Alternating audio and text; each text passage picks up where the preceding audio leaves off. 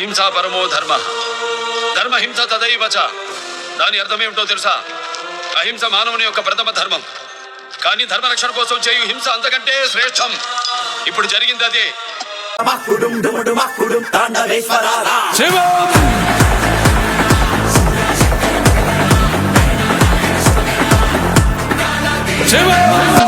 ఏ ప్రాంతంలోనైనా మంచి ఆస్తులు ఉన్నవాడు గొప్పవాడు కాదు, మంచి ఆలోచన ఉన్నవాడు గొప్పవాడు.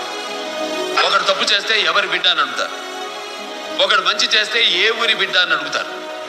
ఎందుకంటే పుట్టినప్పటి నుంచి మనం చచ్చే వరకు ఒంటి మీద 100 డ్రెస్సులు మార్చచ్చు, కానీ మార్చలేనిది ఒక్కటే, అది మన అడ్రస్, అదే మన ఊరు.